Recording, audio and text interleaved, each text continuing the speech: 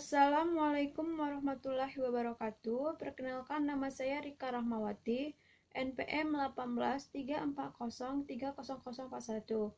Baiklah, di sini saya akan memaparkan materi mata kuliah metode penelitian bisnis bab 5, yaitu kerangka teoritis dan penyusunan hipotesis.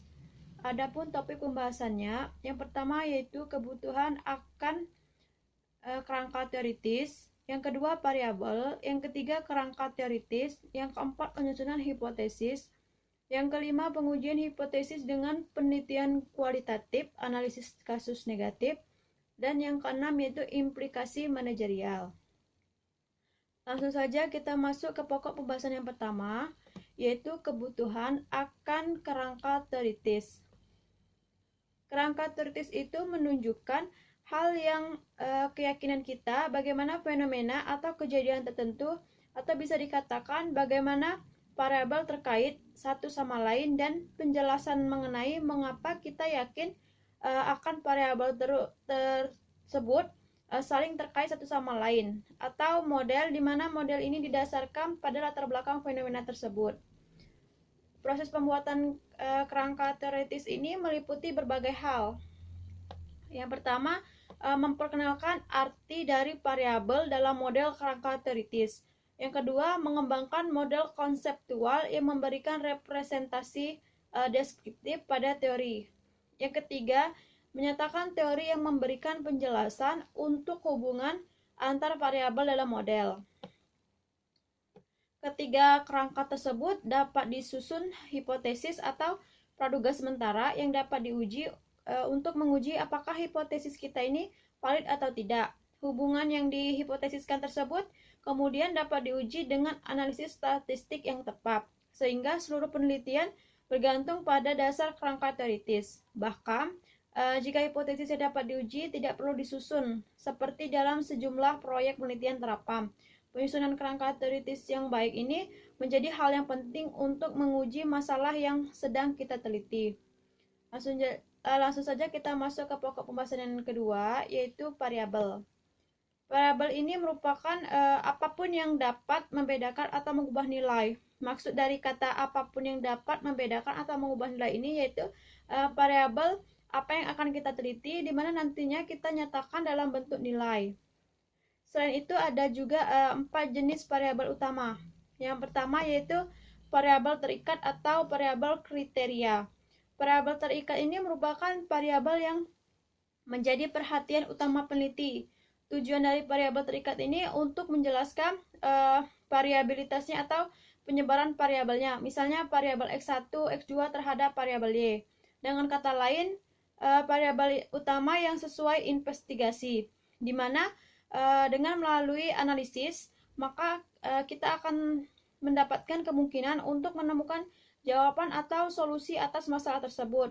Selain itu, terdapat kemungkinan untuk mempunyai lebih dari satu variabel terkait dalam studi atau penelitian kita. Jenis variabel yang kedua yaitu variabel bebas atau disebut juga dengan variabel prediktor, atau variabel yang mempengaruhi variabel terikat baik secara positif ataupun negatif. Maksudnya, jika terdapat variabel bebas, variabel terikat juga ada, dan dengan setiap unit kenaikan dalam variabel bebas, terdapat pula kenaikan atau penurunan dalam variabel terikat. Atau lebih singkat lagi, arti dari variabel bebas ini yaitu variabel yang membantu menjelaskan varians atau macam atau jenis dalam variabel terikat. Dengan kata lain, varians dalam variabel terikat disebabkan oleh variabel bebas. Untuk menemukan bahwa perubahan dalam variabel terikat disebabkan perubahan dalam variabel terikat, semua tersebut terdapat 4 kondisi yang terpenuhi. Yang pertama yaitu variabel bebas dan variabel terikat harus berubah bersama-sama. Dengan kata lain, perubahan dalam variabel terikat harus dihubungkan dengan perubahan pada variabel bebas. Yang kedua, variabel bebas atau faktor kasual yang diyakini harus mendahului variabel yang terikat. Dengan kata lain, harus terdapat urutan waktu ketika keduanya terjadi. Penyebabnya harus terjadi sebelum akibat atau pengaruh dari variabel tersebut.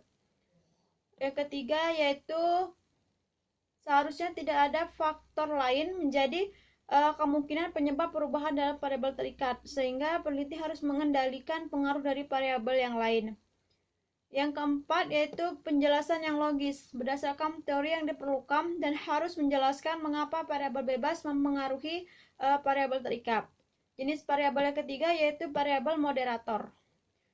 Variabel moderator ini merupakan variabel yang mempunyai pengaruh ketergantungan yang kuat pada hubungan variabel terikat dan bebas, yaitu kehadiran variabel ketiga, mengubah hubungan awal antara variabel bebas dengan terikat. Atau lebih singkat lagi artinya yaitu variabel memiliki pengaruh ketergantungan pada hubungan antara dua variabel. Jenis variabel yang keempat yaitu variabel perantara. Variabel perantara ini merupakan variabel yang muncul antara saat variabel bebas mulai memengaruhi variabel terikat dan saat pengaruh variabel bebas terasa pada variabel terikat. Dengan demikian, terdapat kualitas temporal atau dimensi waktu pada variabel perantara.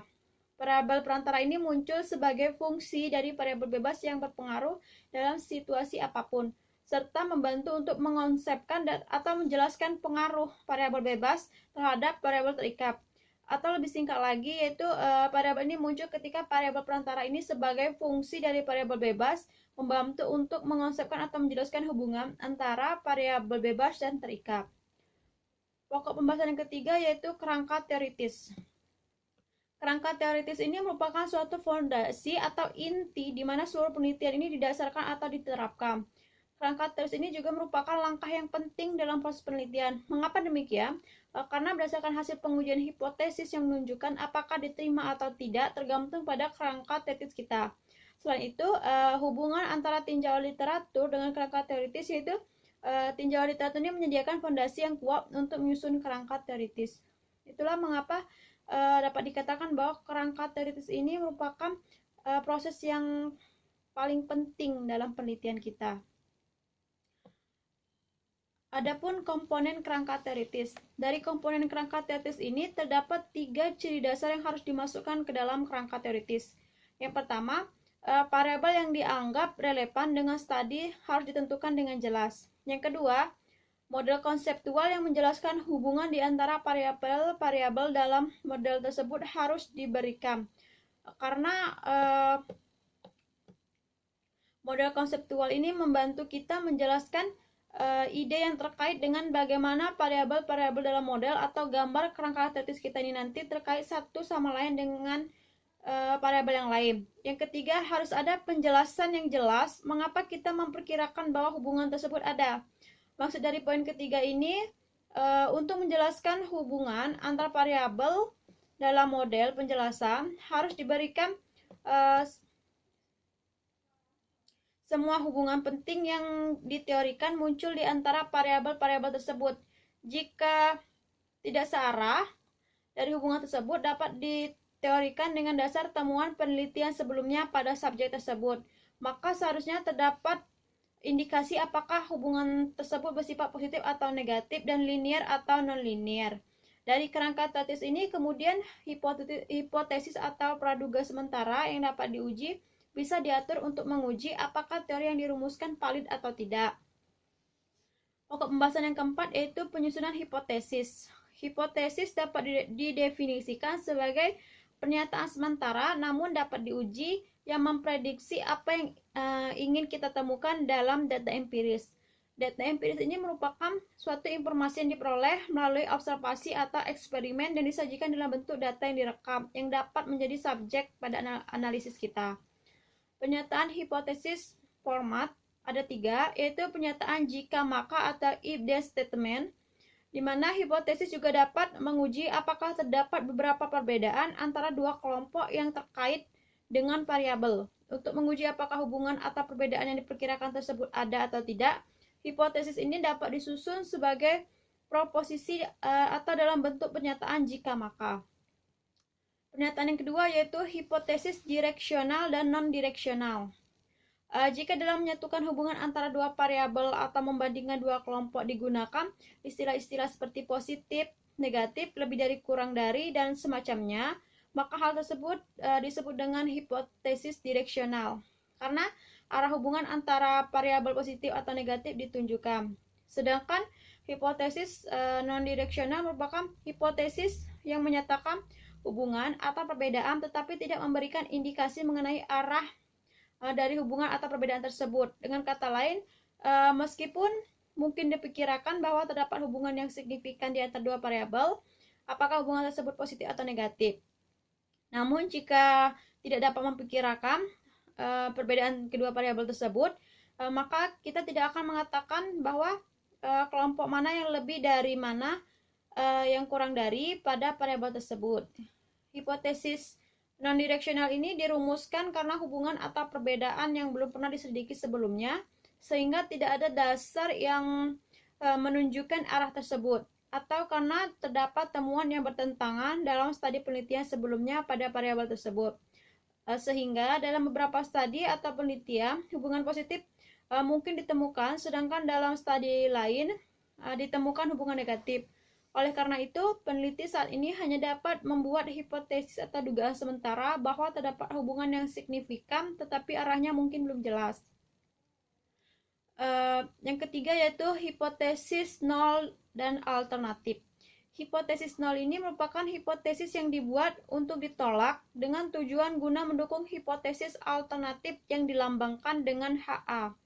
Secara umum, pernyataan nol ini dinyatakan terkait dengan tidak adanya hubungan atau signifikan antara dua variabel,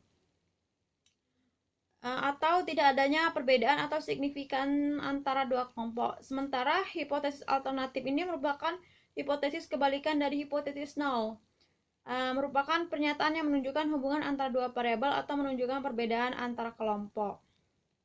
Pembahasan yang kelima yaitu pengujian hipotesis dengan penelitian kualitatif analisis kasus negatif.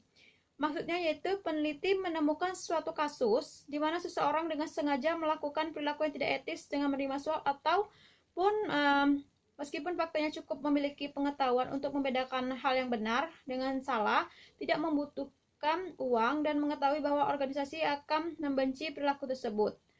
Penemuan semacam inilah mendapatkan penolakan atas hipotesis awal disebut sebagai metode kasus negatif yang memungkinkan peneliti untuk merevisi teori dan hipotesis sehingga teori tersebut menjadi kuat.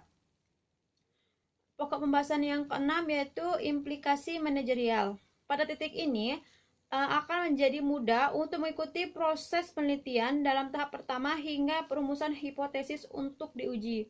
Pengetahuan tentang bagaimana untuk tujuan apakah kerangka teoritis ini dibuat dalam hipotesis disusun membuat manajer mampu menjadi hakim yang cerdas terhadap laporan penelitian yang diberikan oleh konsultan. Demikian pula pengetahuan mengenai arti signifikansi dan mengapa hipotesis tertentu diterima atau ditolak membantu manajer untuk bertahan dengan atau menghentikan dugaan yang walaupun masuk akal tidak terbukti. Jika pengetahuan semacam itu tidak dimiliki banyak temuan penelitian, tidak akan dapat dipahami oleh manajer dan pengambilan keputusan akan membingungkan. Baiklah, itu saja pemaparan materi yang dapat saya sampaikan. Lebih dan kurang saya mohon maaf. Saya akhiri. Wassalamualaikum warahmatullahi wabarakatuh.